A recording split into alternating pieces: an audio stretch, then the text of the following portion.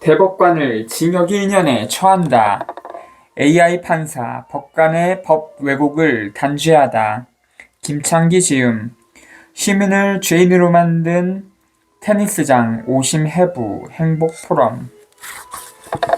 지은이 김창기, 행복포럼 대표, 서울대 정치학과 졸업 후 1985년부터 2004년 조선일보 기자로 활동했다. 1996년 7월부터 1년간 미국 시라큐스대 저널리즘 스쿨 방문연구원으로 연수했으며 녹십자, 언론, 문화상, 1999년 등을 수상했다. 현재 우리 사회 발전을 위한 독립언론 활동에 주력하고 있다. 지은 책으로 제3의 인생, 돈 안 드는 노후 준비, 7원칙, 마지막 이별 연습 등이 있다. 우리가 무오류라서 최종이 아니라 단지 최종 결정자이기 때문에 무오류처럼 여겨지는 것이다. 로버트 H. 잭슨 전 미국 연방 대법관. 판사는 자신의 선입견에 맞게 증언을 재구성하여 증인 위에 군림해서는 안 된다. 러너드 핸드 전 미국 연방 항소법원 수석 판사. 저화질 영상은 사실을 보여주지 않고 여지를 남긴다. 여지는 추정을 낳고 추정은 결국 오류를 낳는다. 리처드 A. 포스너 전 미국 연방 항소법원 수석 판사. 항소는 1심 판결에 도장을 찍기 위한 장치가 아니라 사법적 오류를 시정하기 위한 제도이다. 제롬 프랭크 미국 법률가. 북디자인 홍씨. 해피피쉬 7090 골뱅이 한메일.net.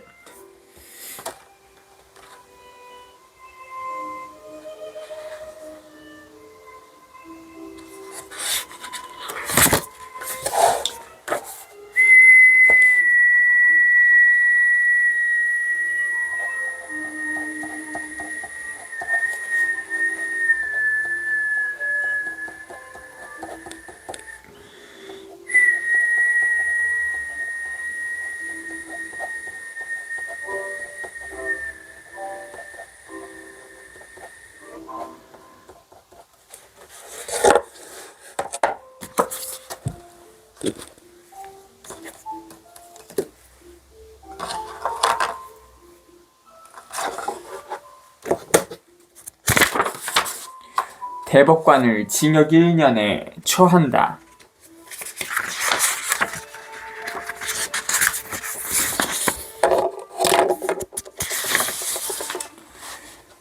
대법관을 징역 1년에 처한다. 김창기 지음.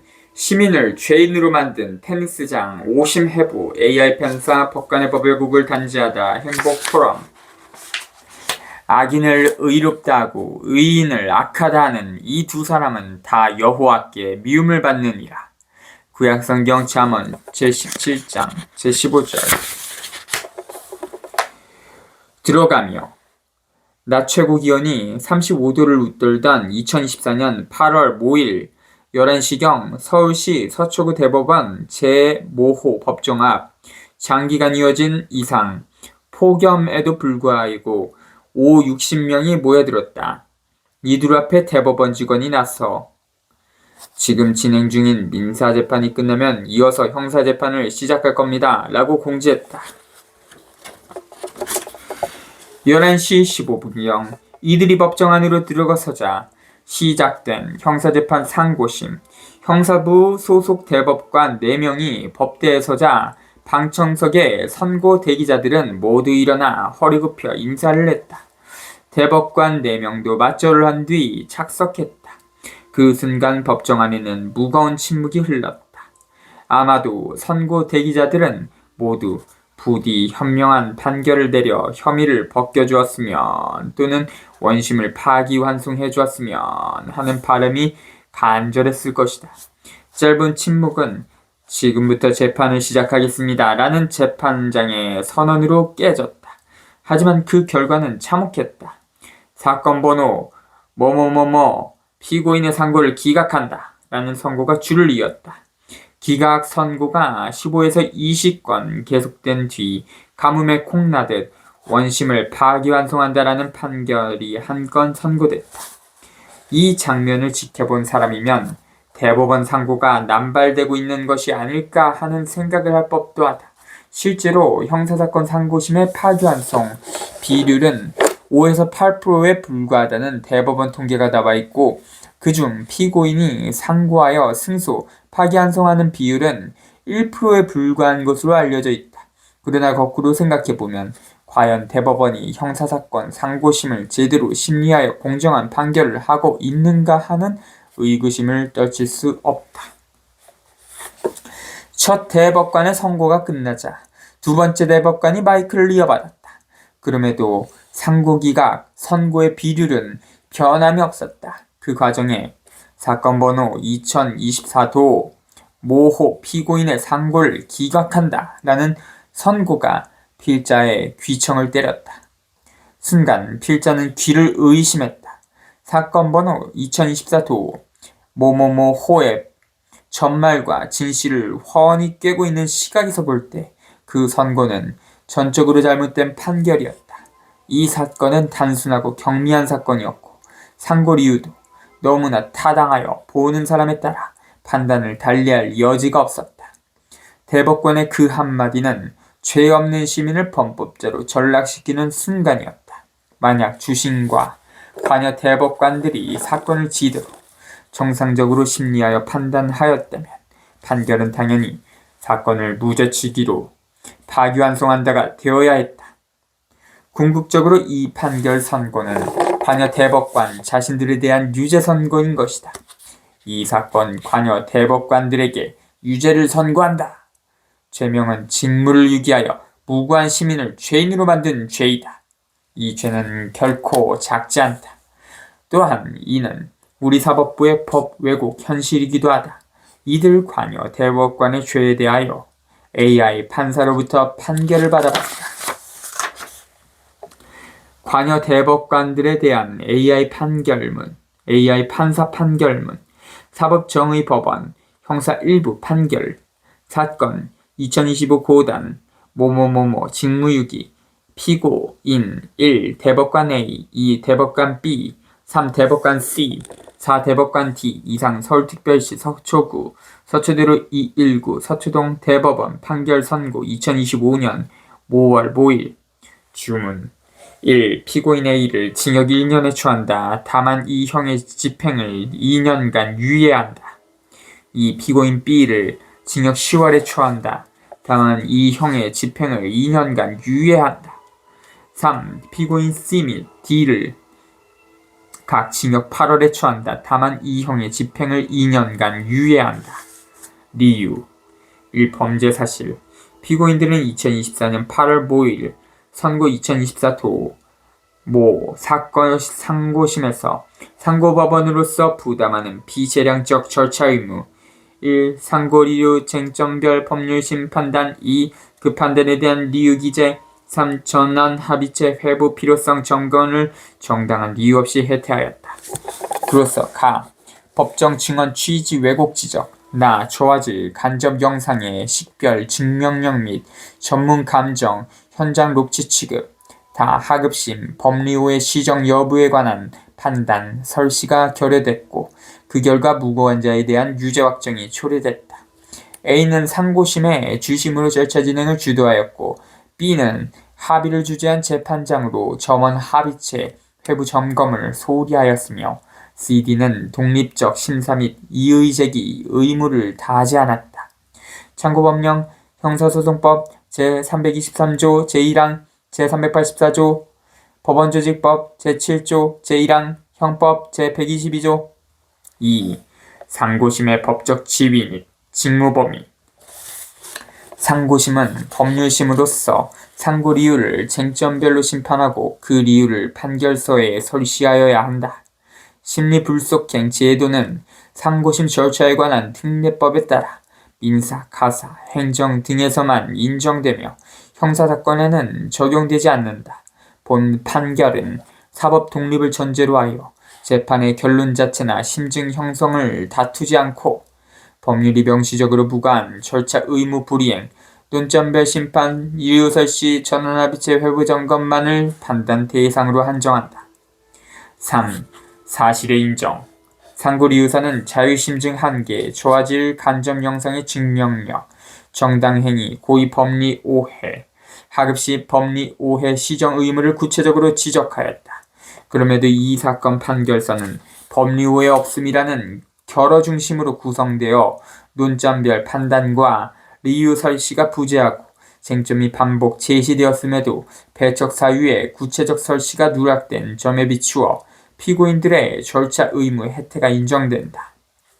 4. 법리의 적용. 가. 자기 의무 존재. 형사소송법 제383조, 제384조 및 제323조 제1항, 법원조직법 제7호 7장 제1항에 비추어 상고법원에는 쟁점별 판단, 리유설시, 전원합의체, 회부 점검에 자기 의무가 부과된다. 나 위법성. 결어중심의 종결은 위 자기 의무를 직접 위반하는 것으로서 민사 등에서의 심리불속행과 같은 간이기각 절차로 대체할 수 없다. 형사사건에는 적용되지 않는다.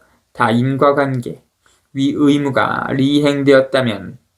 이행되었더라면 상고심의 법률심, 통제를 통해 하급심의 법리오해가 시정될 개연성이 높았고 리유혜태는 유죄 확정에 유의미하게 기여하였다. 5. 고의 및 책임. 피고인들은 대법관으로서 위 의무의 존재와 중대성을 당연히 인식할 지위에 있다. 관행, 업무가다는 정당 사유가 될 수 없다. 최소한 미필적 고의가 인정되며 사건의 성격과 논점 구조에 비추어 확정적 인식도 의심된다. A는 주심으로서 주도 책임, B는 합의 주재, 전원합의체, 회부 점검 책임, CD는 독립, 심사, 이의제기 책임을 각 부담한다. 6. 죄책 및 양형의 리유. 피고인들의 행위는 상고심 본질인 법률시 통제 기능을 훼손하였다. 다만 상고심은 사실심이 아니고 본건 위법은 절차, 의무, 혜태에 국한되며 각 피고인의 전과관계, 부재와 직무상 환경 등을 참작할 필요가 있다. 이에 각 피고인에게 징역형을 선고하되 그 집행을 유예한다.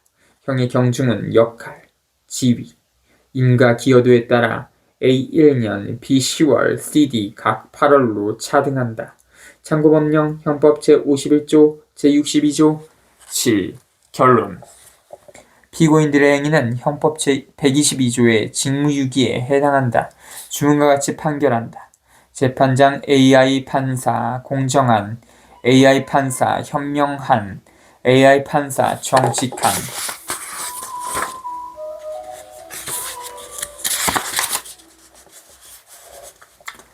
차례. 들어가며 006. 중학생보다 못한 대법관의 문해력 017.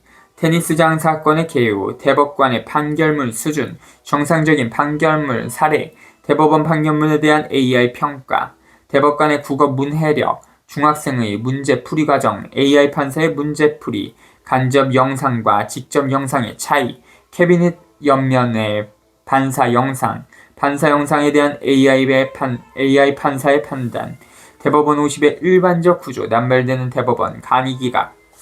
2. 대법관의 법 왜곡 047. 대법원 판례 우롱하는 대법관. 같은 날이 뭐 하는 때인가 묵살당한 피고인의 고소장 내용 수사자료 제출이 무고죄, 고소 내용에 대한 AI 판사의 판단 전체와 일부를 구분 못하는가, 폭행 신고가 상해 신고로 둔가, 실종 등 핵심의 의미, 허위성, 확신에 관한 오판, 무시된 적극적 증명, 검사 입증 없어도 유죄 선고, AI 대법관의 정상적인 판결문. 이 큰 숫자가 약간 별자리 모양이라서 약간 재밌는 것 같아요. 3. 세종대왕 우롱하는 판사의 증언 왜곡 081. 세종대왕은 법치의 기감이라고? 증인 박모 증언 녹취서. 판사가 증언을 왜곡하다. 범죄심리학자의 증언 분석, 유죄 만들려는 의도적 왜곡, 판사들, 과학적, 불가능성을 배척하다. 증언의 단편적 구절에 구애된 판사들, 진술의 취지를 정반대로 해석한 사례. 단편적 구절을 과장하는 판사, 증언 내용을 악의적으로 왜곡한 판사. 나라, 슈퍼와 약촌 오거리. 증언 왜곡은 결국 판사 책임이다. 국어 사용 기본권의 침해. 4. 판사는 신의 눈을 가졌나? 123. 정황 파악 불가능한 판사 신뢰. AI 판사가 분석한 두 화면의 질적 차이. 간접 판사 영상에서 보이는 것. AI 판사는 무엇을 보았나? 필자의 눈에 보이는 것들 스스로가 판사의 눈에는 보였나? AI 판사가 본 것. 전체 사건 동영상의 과학적 분석. 비교 동영상 왜 배척했나? 영상공학 박사의 영상 행동 분석, 당시 상황의 3D 재구성 분석, 과학적 분석의 결과, 저화질이면 증거 아니다.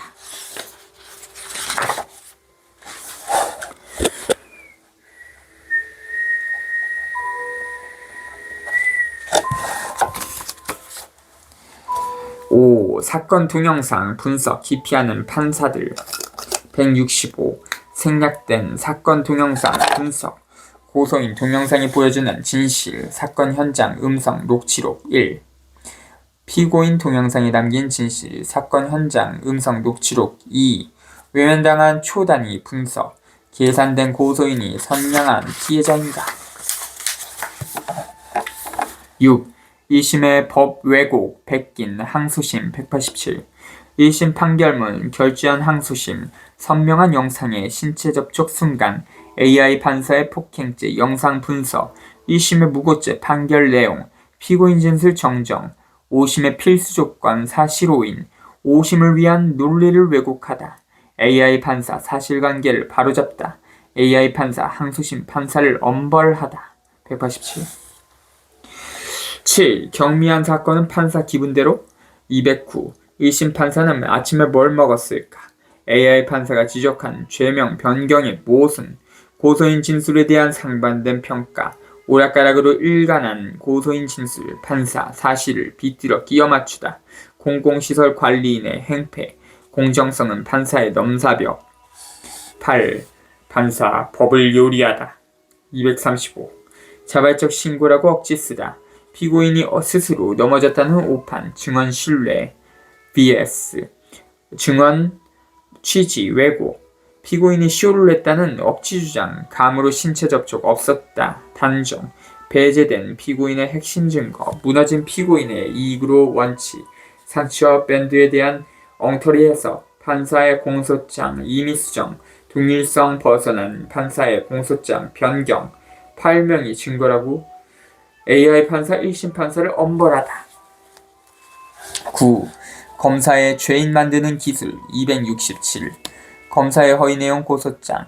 허위 상해진단서 악용. 상해진단서 내용의 자기 모순. 검사가 추가한 무고죄. 합의 거부에 대한 괘씸죄. 허위사실로 가득 찬 공소장. 동일 행위에 대한 이중잣대. 한 가지 사실에 서로 다른 죄명. 10. 법위에 군림하는 자유심증 283. 자유심증은 무소불위의 권력. 5심 면피용 갑옷. 실종된 논리칙과 경험칙. 자유심증 이럴 때 필요하다. 자유심증 오람용의 패턴. 말꼬리 잡기. 흐릿한 CCTV 화면. 괴물이 되어버린 자유심증.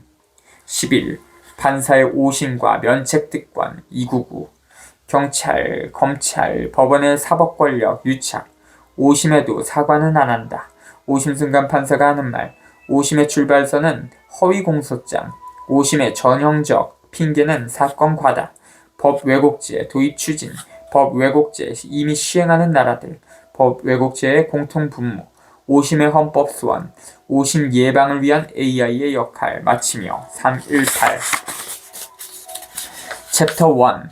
중학생보다 못한 대법관의 문해력. 우리가 무오류라서 최종이 아니라 단지 최종 결정자이기 때문에 무오류처럼 여겨지는 것이다. 로버트 H. 잭슨, 로버트 H. 잭슨. 전 미국 연방 대법관 1892년부터 1954년.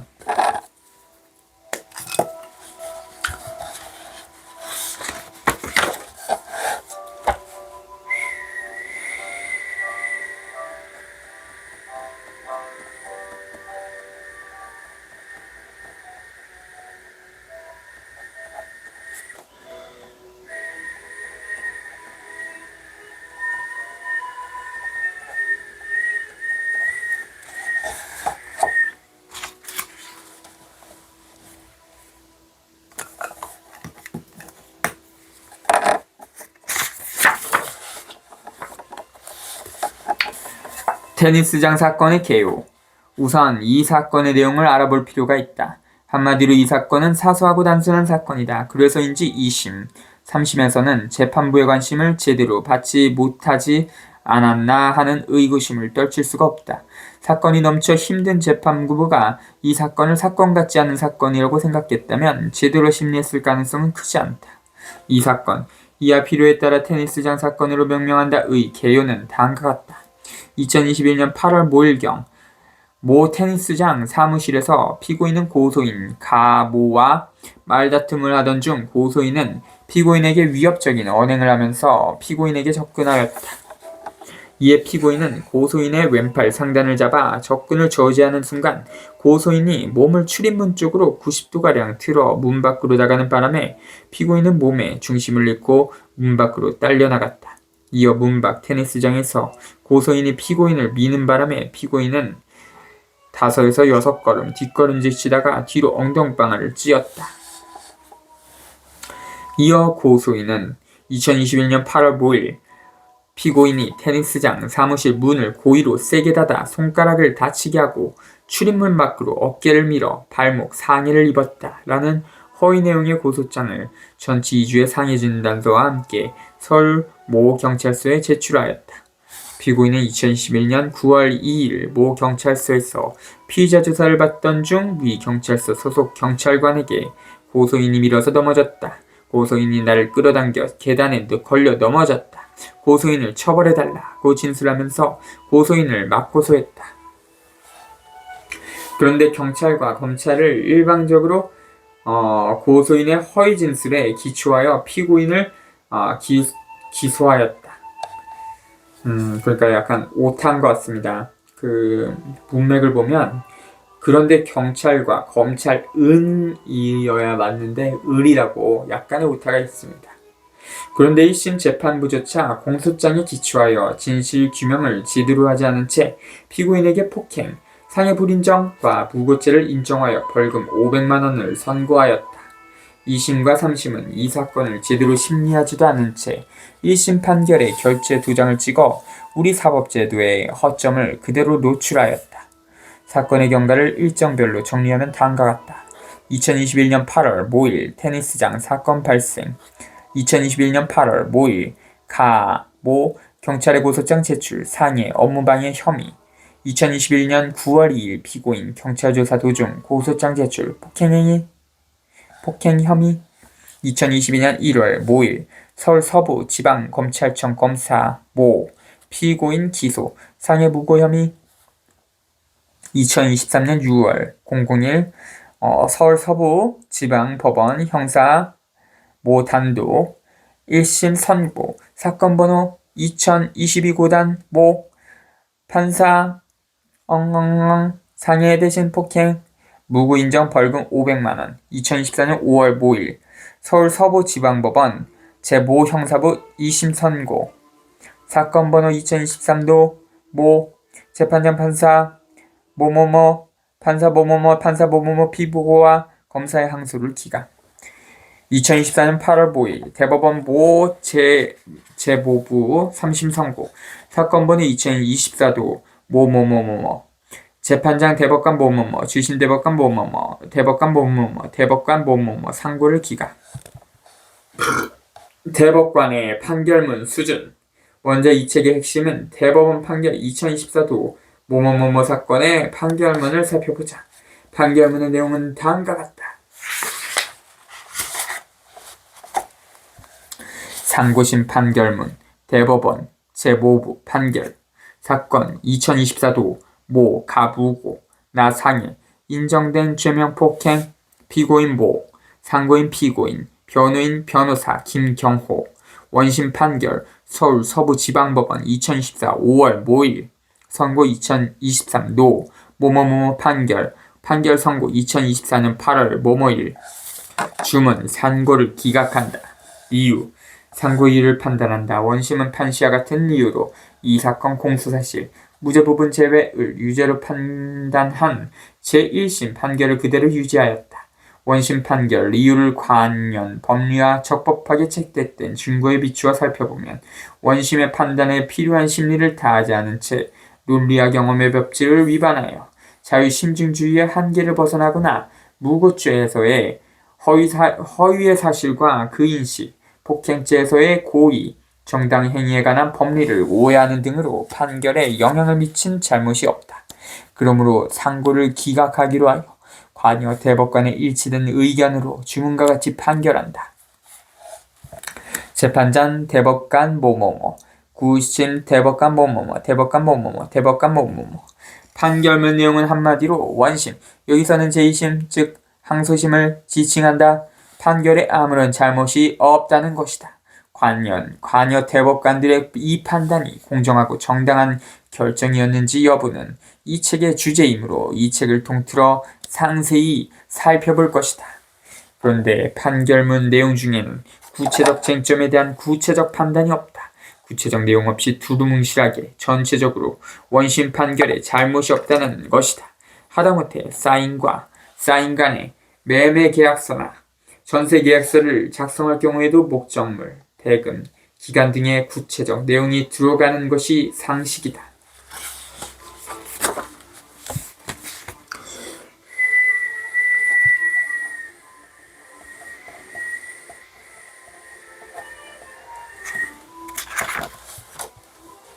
피고인 입장에서 더구나 앞서 억울한 판결을 받은 피고인 입장에서는 이런 상고심 판결문 내용은 황당하기 짝이 없을 것이다. 3심제에서 사법 정의를 구현할 수 있는 마지막 희망이었던 대법원의 상식 이하의 판결문을 내놓는 것에 좌절하지 않을 사람은 없을 것이다. 먼저 이 판결문이 너무 무성의하다는 점을 지적하지 않을 수 없다. 제3자가 이 판결문을 보면 도대체 이 사건이 어떤 사건인지를 전혀 감잡을 수 없을 정도다. 이 사건 변호인은 A4용지 22매 분량의 상고 리유서를 제출했지만 이 사건 관여 대법관들은 한 줄 메모로 이에 답한 것이고 상고 이유서에는 한마디도 대꾸할 만한 내용이 없다는 판결을 한 것이다. 이 판결문을 받아든 변호인은 자괴감 섞인 말투로 판결문이 너무 성의가 없다라는 푸념을 했다. 하다못해 상고 이유서에서 변호인이 제기한 쟁점과 관련하여 왜 변호인의 의견과 주장이 법리상 타당하지 못한가에 대한 최소한의 이유를 설명했어야 했다. 실제로 이 사건 관여 대법관들이 변호인의 상고리유서를 한 번이라도 제대로 읽었는지 매우 의문이다. 상고심 이전에 판사 출신인 한 변호사는 1심과 2심이 동일한 판결을 한 경미한 사건인 경우 대법원에서 제대로 검토조차 하지 않고 대법관을 보좌하는 재판연구관 선에서 기각한다라는 말을 하였다. 현재 대법원에는 대법관 1명당 2명의 전속 재판연구관 그리고 다수의 공동 재판연구관이 있다.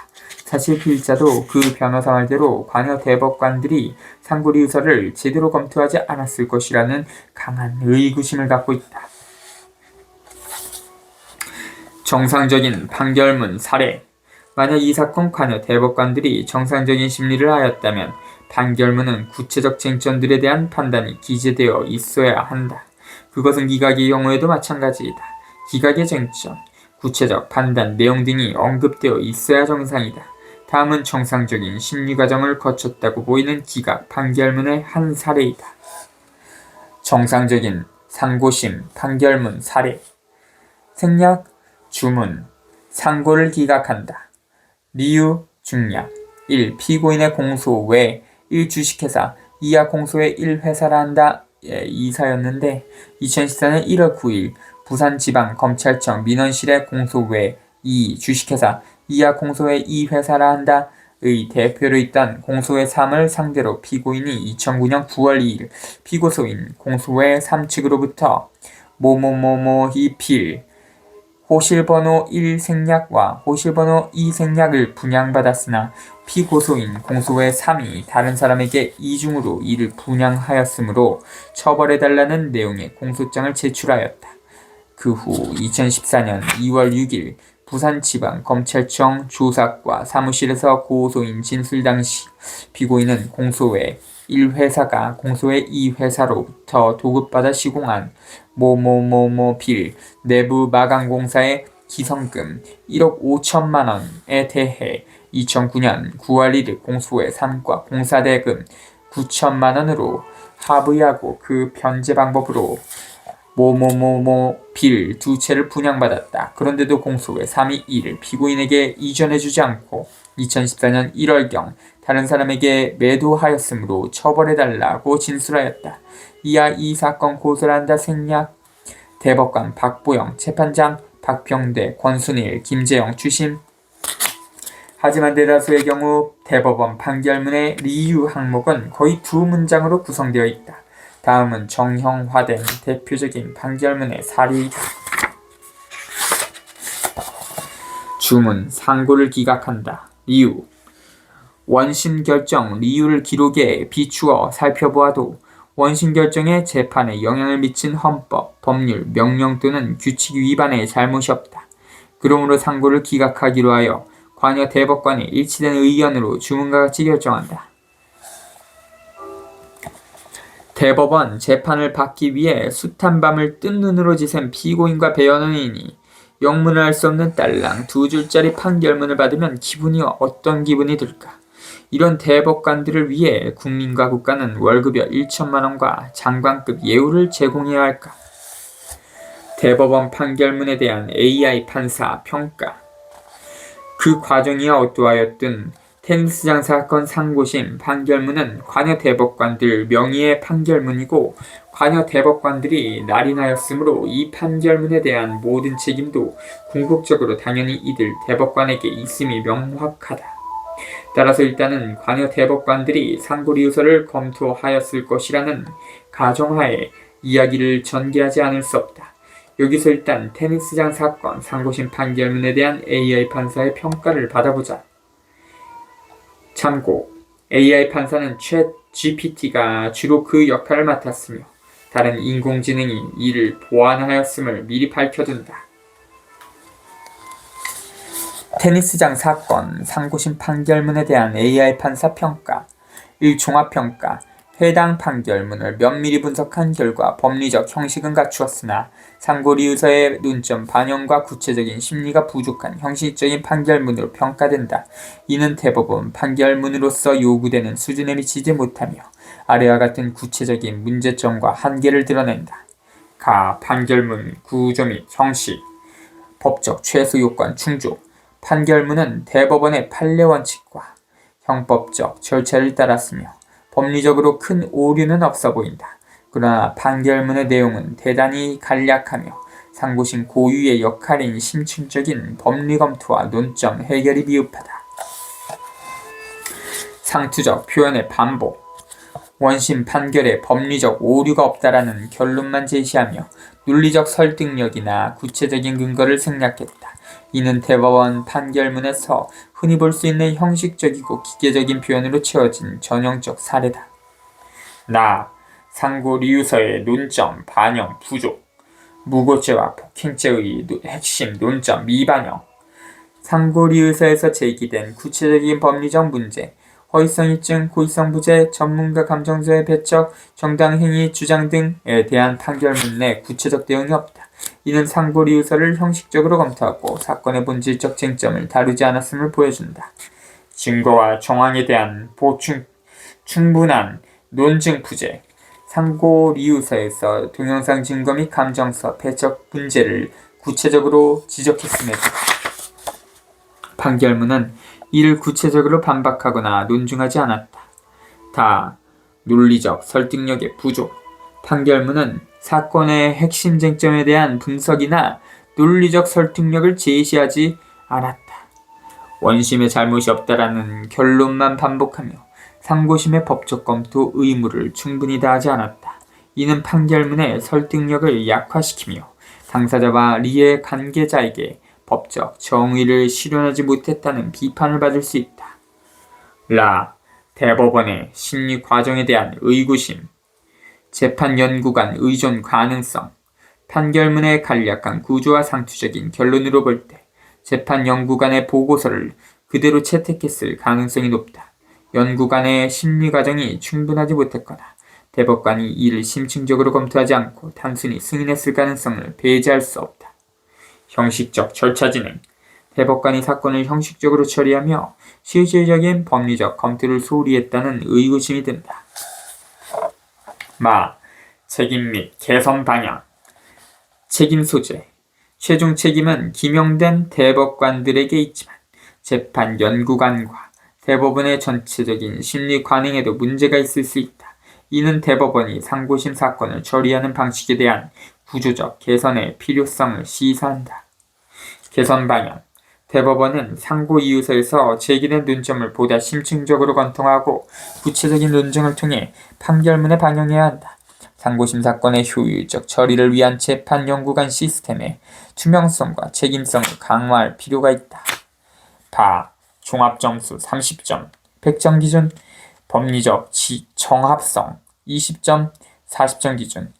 기본적으로 형식과 판례는 충족했으나 논점 구조와 구체적 논증의 부족으로 정합성이 크게 훼손됐다. 논점 반영 및 심리의 깊이 5점, 30점 기준. 상고, 리유서의 핵심, 논점을 다루지 않아 심리의 깊이가 거의 전무하다. 논리적 설득력 5점, 30점 기준. 구체적 논증 없이 산두적 표현으로 결론을 내리며 설득력이 크게 부족하다. 이 최종 결론, 이 판결문은 대법원이 상고심 본연의 역할을 제대로 수행하지 못한 사례로 법리적 타당성과 실질적 정의 실현이라는 관점에서 모두 부족하다.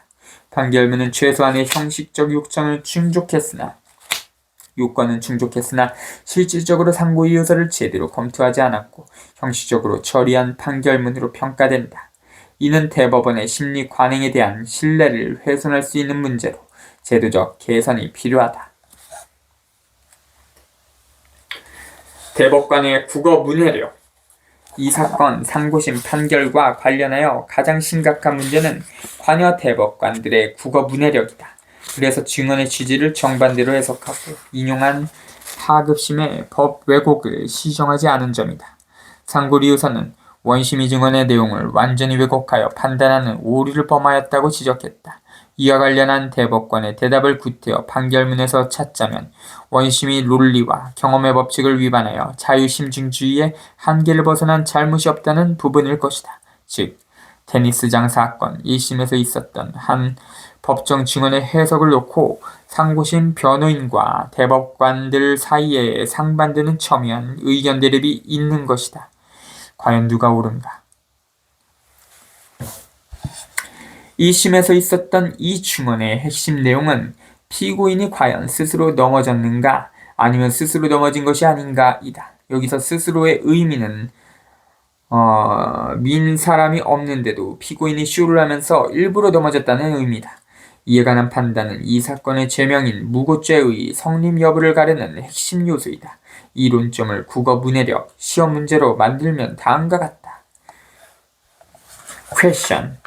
다음 예문은 2022년 11월 25일 한 형사재판 법정에서 행해진 증인 신문의 녹취서이다. 증인은 피고인이 넘어진 당시 상황에 관해 판사, 검사, 변호인의 질문을 받고 대답하였다. 예문을 읽고 증인이 말하고자 하는 정확한 의사를 올바르게 파악한 것은 1. 피고인은 스스로 넘어졌다. 2. 피고인은 스스로 넘어지지 않았다. 선택지 1번과 2번은 양립할 수 없는 관계이며 둘 중 하나만 정답이다. 여기서 관여 대법관들은 1번이 정답이라고 했고 변호인은 2번이 정답이라고 한 것이다. 과연 어느 것이 정답일까?